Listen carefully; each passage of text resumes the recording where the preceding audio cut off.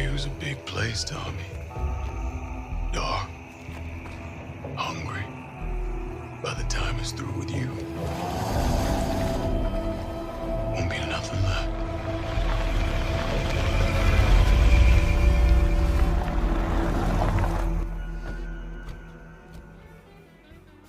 Mafia III is a throwback in a lot of ways, and not just because of its slick 1960s aesthetic. It's a mishmash of old and new, pushing the boundaries of storytelling in games while simultaneously struggling to even feel contemporary in terms of game design. Presentation and gameplay have never been more at odds, as Mafia III stands out as one of the best stories in a game this year, but is held together by an archaic open world structure. Father was white, maybe even Italian. Not that it mattered. Back then, if you look black, you black. Same as today, I suppose. You play as Lincoln Clay, a Vietnam veteran returning to his home of New Bordeaux, which is a fictionalized version of New Orleans. Lincoln's adopted family are in debt with the Mafia, and despite our hero's efforts to charm Sal Marcano, the patriarch of the mob in question, treachery abounds. Sal slaughters everyone you hold dear, and thus our pulpy revenge tale is in motion. While simple vitriolic vengeance would seem to be the main driving force of Mafia's story, there's a lot more moving parts here than you might expect. So those the men you gonna kill, huh? That's the plan, Padre. It's a dangerous course you're contemplating. And what do you think we should do? Sal Marcano deserves to die. I won't argue otherwise. Kill him. But let that be the end of it. That's not enough! It's enough if you say it's enough.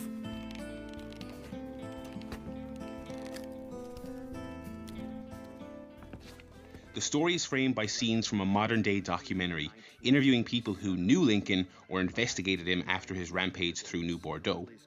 I know the mockumentary approach to storytelling is kind of dated in the realm of TV and film, but I appreciated a game taking this approach, as it was at least something different in this medium.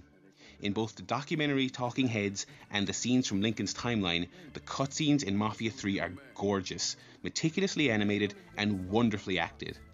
In particular, the facial animations are some of the most effective I've seen in games. Every raised brow or trembling lip resonates, and the story's more solemn moments really do land. It's hard to explain what it's like coming home from war. Elation, fear, guilt.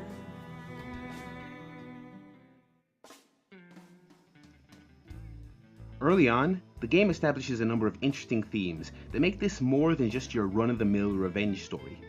These include the lasting effect of war on soldiers, losing humanity in the pursuit of revenge, and of course the issue of black civil rights in 1960s America.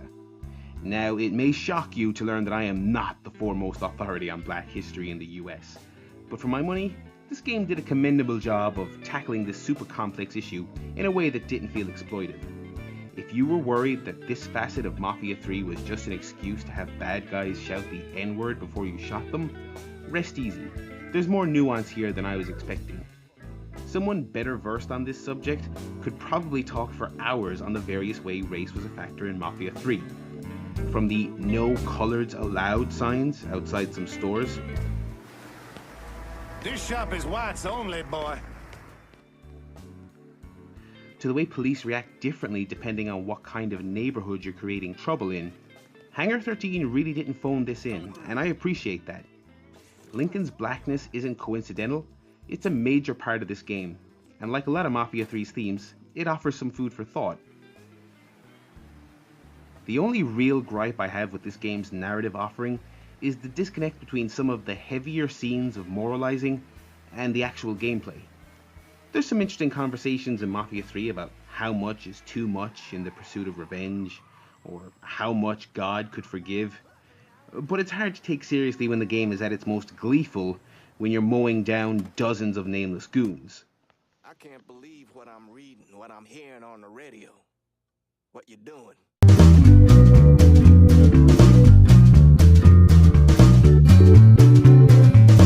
You knew how it was gonna go down. I sat right there and told you. Maybe I'm just realizing there's a difference between hearing about something in the abstract and seeing it splash across the front page in a newspaper.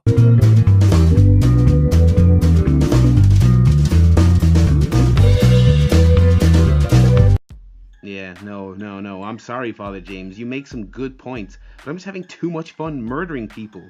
Murdering them for money. I'm so sorry. This isn't the only area that the gameplay betrays the themes of the story, at times making it feel like these aspects of the game were worked on by two different teams who weren't on the same page. I'll talk about some more examples of that in just a bit. So, with all these allusions to the gameplay conflicting with the great story, does that mean I hate how Mafia 3 plays? Actually no. As a third-person cover shooter, Mafia 3 is a competent, satisfying experience minute to minute. The controls are tight, the weapons have a real audio-visual kick, and the violence is visceral as hell. The way enemies contort and collapse when you're on the offense is extremely satisfying, flying over nearby railings and cursing you with their last breath. Taking them down. Got some. The cover system works, and every location you attack has several means of approach. Front door, back door, loud, quiet, solo with backup, sniping. It's decently open-ended. The issue isn't what you do, but rather how many times you're expected to do it. Following the lead of most open-world crime epics, Mafia 3 is roughly 30 hours worth of driving and shooting your way across the city, doing odd jobs for various characters. In this case, you're working your way up the hierarchy of power to get to Sal Marcano. You attack his various rackets across the city, prostitution, drugs, and everything in between, to draw out those rackets' bosses.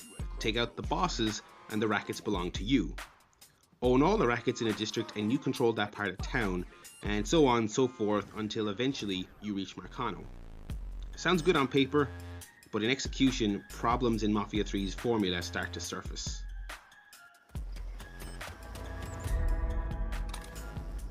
The core loop of taking over a district is established very early in Mafia 3, and it's then repeated on ad nauseum for the duration of the campaign. Talk to someone who knows about the criminal organization, interrogate a low-level goon, shoot the hell out of various mob hideouts to draw out the lieutenants, kill the lieutenants, and then the racket is yours. You do this over and over and over again. And like I said, the shooting is pretty satisfying, but that only takes you so far. The main campaign only throws you a handful of curveballs, some set pieces that feel a little bit different. Other than that, it's the same basic loop on repeat. Worse still, you'll visit the same location more than once when taking over a racket. Shoot up a nightclub once to get the owner's attention, and then 10 minutes later you return to the same club to have a showdown with that same owner.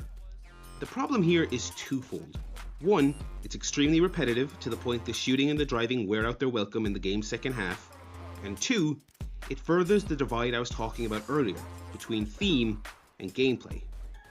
Regardless of what racket you're taking over, the objective is always the same. Shoot everyone in this building and move on. There's the occasional tailing mission, but who actually enjoys those in open world games? Other than that, you just shoot. It makes the different classifications of rackets, sex, gambling, drugs, etc. just feel like window dressing, because they ultimately mean nothing. You don't tackle them in any different ways, depending on the racket. It furthers this disconnect between story and game. During the cutscenes, you're enjoying a rich story of mob betrayals and redemption. During the gameplay, well, this gameplay could be attached to any kind of story at all.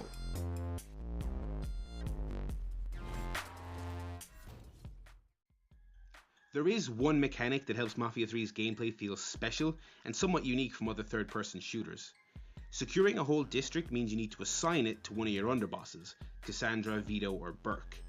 Assigning districts and rackets to underbosses gains favor with them, and in return you get certain benefits. Vehicle delivery, better weapons, open world stuff. In fact, that could have been a subtitle for this game. Mafia 3: open world stuff. Well anyway, every time you secure a district you call a sit down to assign it to someone. Assigning districts isn't just about upgrades for Lincoln though. Your cohorts have demands and they won't take kindly to being shafted repeatedly. There you are, lad. Looking forward to seeing where this shite goes. These scenes feel dynamic and pressured as you weigh up your desire for certain upgrades against your fear of retaliation. Each person pleads their case and threatens to bail if you push them too far. They'll reference recent developments, and they'll even resent you if you used their men to hold down a racket, only to take it from them later when handing over the whole district. Yeah, sure thing, I get it. But don't forget, my guys stepped up for you. They're working that hideout like it was already theirs. And it should stay that way. Considering I've got men in the area as well, it looks as if you're trying to keep us guessing. This is an extremely well implemented mechanic, and it feels in keeping with the game's theme. It's got a certain mafia-ness that the rest of the gameplay is missing. Unfortunately, there's only a handful of these scenes in the whole game, and there are no other mechanics or gimmicks to make you feel like you're really a mob boss. There was lots of room for variety here, which is the bread and butter of open world games these days, but there's none to be found. Maybe there could have been dialogue trees when you're shaking people down for protection money, or some kind of economy system where you can decide how much to sell drugs for, or maybe even a manpower management screen where you could decide which areas require more security. These are just some ideas, something to make you feel like you're playing a Mafia game, and something to break up the monotony of the endless shooting and driving. Rounding off Mafia 3's polarizing package is the presentation. In terms of style, Mafia 3 is in a class of its own, but in terms of performance, it's just another major release that is struggling to keep itself together at the seams. Mafia 3's vision of New Orleans is eclectic and beautiful, always sun-kissed and usually in a perpetual state of sunrise. It has romantic vistas, a muggy bayou, a bustling city centre, and grimy ghettos.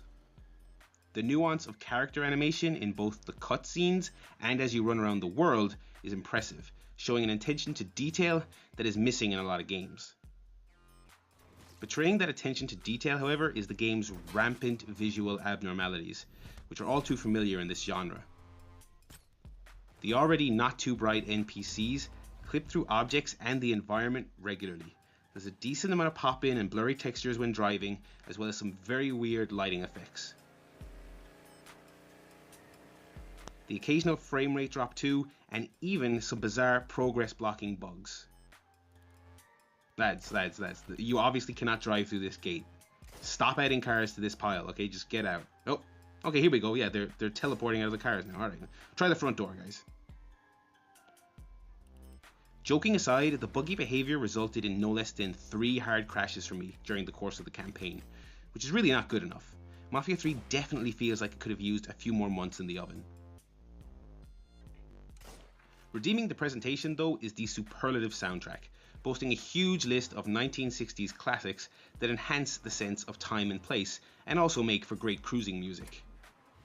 This would be a good spot in the review for a montage of Lincoln speeding around the city, taking out his foes, set to one of the iconic anthems from the soundtrack, but this is YouTube and it's a copyright infringement minefield, so instead, please enjoy this Wikipedia page listing all the songs. Yep, that's a classic. That's a good one right there, yeah. Oh, that one's used really great during the game. There's a really great scene where it kicks in, and I guess you have to be there to enjoy it. It's too bad you can't, because this is on YouTube, but you'll have to take my word for it. Anyway, overall, Mafia 3's presentation is a good allegory for the game as a whole. Slick and stylish, but underdeveloped and frustrating.